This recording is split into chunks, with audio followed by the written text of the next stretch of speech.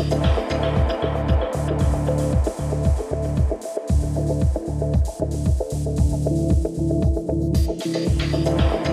pozdravljen. Zdravo, Zoki. Glej, mi dva že dolgo sodelujeva, veliko krat se videvamo. In v redu, mi delamo na področju, recimo, ravno tako zdravega življenja, ampak skozi videoprodukcijo. Ti pa si bolj v fronti, borc. Kaj človeka žene, da že toliko let v bistvu si v tem bojnem polju in vedno znova trčimo ob tiste klasične probleme, kot so pomanjkanje denarja, neodprtost recimo inštitucij, v končni fazi tudi v bistvu tisti, ki jih nagovarjaš pogostokrat, se ne odzivajo. Kaj je tisto, kar te še vleče? Zakaj to sploh še delaš? No, ne bi zaglih rekel, da je to tak strašen boj, ne. Boj je za preživetje tak v osnovi, karkoli počneš, ne. Tako da zdaj, v tem smislu, kaj je zares boj, je boj združevanje teh prostočasovnih dejavnosti, ki bi jim rekel, ker pol tega aktivizma je itak prostočasovna dejavnost, ne, ki je seveda neprofitabilna v vseh pogledih. Drug del je pa tisti, s katerim moraš preživeti, pa si še poravnati ta del, ne. Se pravi, eno vprašanje tudi pri nevladniškem delovanju je to, da jaz mislim, da nevladniki bi imeli vso pravico nastopati tudi na trgu, kvalitetno bi tudi morali znati, da bi si s tistim, če rečem, tem profitnim delom lahko pokrili ta res neprofitni del, ne. Gre pa tu pri delovanju sigurno za neko osebno filozofijo, da se s tem ukvarjaš. Če se jaz tu not ne bi videl, ne bi tega počel zaradi drugih. Čeprav stvari, ki jih počnem, pa ki jih počnejo tudi meni podobni ljudje, so sigurno v interesu vseh, oziroma ustvarjamo nekaj, oziroma sledimo nekemu družbenemu, širšemu družbenemu interesu, ne, oziroma javnemu interesu, ne. Seveda napram inštitucijam in napram nekim čist privatnim interesom korporacije, recimo, ne, razumljivo. Zdaj, ker so to kar tudi kompleksne teme, jih je težko jih je tako enostavno zagrabiti, ampak se pa vse nekje najdejo. Recimo, združevanje okoljskih tem in zdravstvenih tem je zelo združljivo, ne. Zdravo življenje v nezdravem okolju sigurno ni mogoče. Mislim, da tudi sociala se tukaj vključuje, ker gre za pritisk nekih privatnih interesov, ki seveda živimo v kapitalizmu. Mislim pa, da glede na to, da imamo res dokaj mlado demokracijo, verjetno smo bili malo starejši tudi še navajeni, da so drugi skrbeli za nas, pa v našem interesu urejali neke zadeve, nek širše delovanje. Zdaj pa moramo na nek način to vzeti sami tudi v svoje roke in ne prepuščati tega drugim, ker potem se čisto napačni interesi recimo potem udejanjajo v praksi. Ok, eno osebno vprašanje. Si kdaj kadil? Ne. Sem poskusil, ampak nisem. Pa ne zaradi filozofije, nisem kadil, ker je bilo pač prenaporno se prebiti čez to. Sprašujem zato, ker si na tem področju zelo aktiven. Imaš koga bližnjega, da te je to recimo toliko spodbudilo? To je zdaj že vprašanje, ki ponuja odgovor. Ja, seveda, moji starši oziroma moja mama se s tem res že dolgo ukvarja. Jaz sem se s tem začel ukvarjati čisto tako, ker sem malo njej pomagal, pa ker sem s tem rasel. Ampak to ni bil noben predsodek, da jaz zaradi tega recimo ne bi kadil. Mislim, če bi mi slučajno pasalo kaditi, bi kadil, ampak bil sem športnik, v bistvu tudi nisem imel priložnosti dosti kaditi, nisem se družil z ljudmi, ki bi kadili in enostavno mi je bilo pretežko iti čez to, ni bilo potrebe po dokazovanju, da bi moral kaditi, tako da enostavno ni bilo okolja, ki bi me spodbujalo k temu.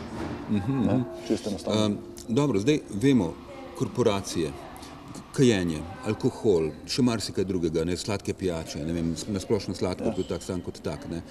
Kako ti doživljaš ta nenehen boj nevladnikov s korporacijami? Je to kot boj z mlini na veter, mislim, v osnovi je to kar zahtevno? Je pa ni, v bistvu je vzajemno, ne. Saj mi se od njih tudi marsikaj naučimo, če sem zelo iskren, ne. S tem, da mislim, da oni imajo sistem, ki je kar dobro podmazan, marsikdaj so tudi po svetu vlade delujejo v njihovem interesu, se pravi politika kot ena podaljšana roka korporacij. Mislim, da se to v nekem obsegu dogaja tudi pri nas, ampak moja lastna izkušnja je ta, da v bistvu mi z državnimi inštitucijami, vsaj z Ministrstvom za zdravje, res zelo dobro sodelujemo.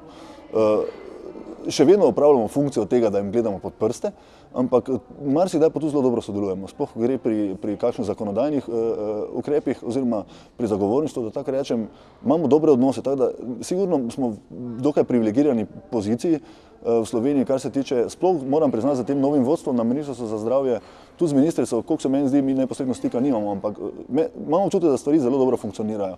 Bilo bi mi všeč, če bi se recimo v medijih poudarjali tudi pozitivne stvari pri vsem tem, zato ker se dostikrat spelje miselnost javnosti zaradi enih dokaj banalnih tem na razmišljanje, da v bistvu nimamo dobrega zdravstvenega sistema. Meni se pa zdi, da takšen kot je, javn, pa v smeri, kamor gre, je zelo dobro nastavljen in jaz si želim, da bi ga ohranili kot takega, seveda, da bi funkcioniral pač še boljše. Vemo, da obstaja sistemska korupcija, kar ostaja tudi povsod drugje. Tako da bi rekel, mi z področja, recimo zdravstveni, NVO-ji, nevladniki smo sigurno v privilegirani poziciji, sploh napram okoljskim, ki imajo pa zdaj kar precej težave, ker jih obtežujejo vsega živega, seveda na nek način zavirajo. Lahko bi rekli, da na nek način mogoče celo potencialno povzroča blago zaviranje gospodarske, vsaj enih panog, ampak hvala Bogu, da se nekdo ukvarja ne z zaviranjem, ampak z skrbjo za našo naravno in kulturno dediščino v končni fazi. Ne? Vse to je namen. Zdaj, vi ste zelo pogosto v stiku z mladimi, ker v bistvu gre dejansko za procese ozaveščanja in tako naprej. Recimo tvoje izkušnje z mladimi, so mladi naklonjeni tem področju, mislim, so odprti do tega zdravega načina življenja, do preseganja recimo teh nekih razvad, kot so alkohol, cigareti, v končni fazi tudi, mislim, droge, ne? No, vsi smo odraščali na ta način, da smo te substance izkoriščali, ne? To je dejstvo. Tako da jaz mislim, da skozi to se morajo tudi mladi sami prebiti, pa to tudi poskusiti, da bo lažje ocenili ali ja ali ne. Treba jih je pa osvestiti pa jim ponuditi alternative. Zdaj, meni se zdi razumljivo, da mladih zdravje ne zanima, ker zaenkrat so čisto zdravi. Kaj bo čez 10 let, to na nek način ni tema, ki bi jih privlačila. To je razumljivo. Ne bi rekel, da niso dovzetni, jaz mislim, da so zelo odprti, sploh ti, s katerimi mi sodelujemo. Bolj bi rekel, da je tu spet problem, tako kot rečemo, da je problem neenakost v zdravju povsod v Evropi, da te informacije oziroma te vsebine ne pridejo do vseh. Zdaj, tisti, do katerih mi pridemo, mogoče niso tako nujno potrebni osveščanja pa pomoči, ker se na nek način tudi oni nam približajo. Težje pride tisti, s katerimi sploh nimamo stika, tisti, ki sploh ne vejo, kaj se jim vse ponuja, kaj bi lahko bilo, kje lahko dobijo informacije. Na tistem je treba delati, na tisti, ki so na nek način odrinjeni. Ne? In v smislu ekonomske odrinjenosti, ne, mogoče so s takšnih družin, s takšnih okolij. Ja, kdo pa se recimo odloča, da sodeluje z vami kot nevladniki, recimo, kakšen krog ljudi je to, oziroma so to mlajši, starejši, kakšne so vaše izkušnje, tvoje izkušnje? Ja. Si zadovoljen s sodelavci? V bistvu vsi, ki jih skušamo pritegniti na nek način, so dojemljivi za sodelovanje, ampak osebno angažiranih pa ni več toliko. Se pravi, koliko mi pritisnemo, pa ponudimo, pa delamo z njimi, toliko je odziva.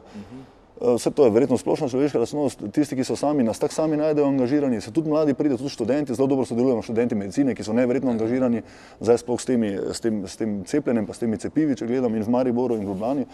Te so zelo fejst, so tudi prava druščina, da tako rečem, da na nek način diseminirajo te ideje in to vedenje. Tako nasplošno bi pa rekel, da je kar fejst treba delati na tem, da se ljudje vključijo. Zdaj, mogoče jim je treba na pravi način predstaviti, na kak način se lahko vključijo, kaj bi to pomenilo za njih in širše tudi za družbo, se pravi njihovo delovanje, koliko to osebno občutijo. Seveda se najlažje vključijo tisti, ki imajo nek osebni angažma, ki imajo neke težave v družini na to temo, recimo, ne. Hkrati so pa ti tudi na nek način šibkejši, ne. Tudi mogoče potrebni bolj pomoči, kot pa da bi lahko pomagali drugim. Ja. Povej mi, recimo, čez 10 let, v kakšno družbo bi se rad zbudil? Ne zdaj absolutistično, veš, ampak tako, čisto, kaj je realno dosegljivo, kaj lahko dosežemo v 10 letih, evo. Namreč toliko let približno smo tu nekje na fronti. Ja, recimo, to, kar je realno še pričakovati, da bomo še zdržali. Da bomo še zdržali, bolj dovolj.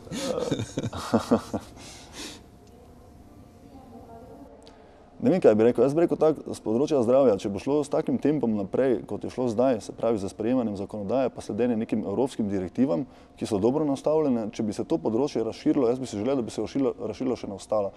Se pravi, predvsem na področju okolja, tudi na področju sociale, ampak sociale je kar precej širok pojem, no, ampak jaz bi to povezoval z tem, kaj bi temu rekel, mislim, težko se zdaj boriti proti kapitalizmu, ker je to nerealna postavka, ne. Ampak da bi našli neko pravo mero. Jaz mislim, če bo šlo s tem tempom naprej, kot bo šlo zdaj, da bomo v obdobju 10 let, če ne bo mandatnega razmišljanja, da tako rečem, da bo se res 10 let kontinuirano nadaljeval razvoj, se mi zdi, da bomo živeli v eni zelo prijetni državi za pravo mero vsega. Ne? Jaz upam, da ne bo jaz si na nek način ne želim prevelikega razvoja, ne, takega brezglavega, ne, ki bo potem na nek način povzročal škodo na okolju. Tako da mislim, če bomo čez 10 let ohranili naravno dediščino takšno, kot jo imamo, pa zraven tega se razvili v neko družbo, ki bo malo bliže tem razvitejšemu zahodu, recimo, da rečem, in v smislu nekih socialnih odnosov, ne, kot mogoče nekega življenjskega standarda, predvsem za tiste z najnižjim standardom ali pa z nižjim od povprečja, potem se mi zdi, da smo naredili ogromno. Ali je to potem tudi trenutek za upokojitev? Mislim, kot aktivist, ali se sploh kot aktivist lahko ustaviš?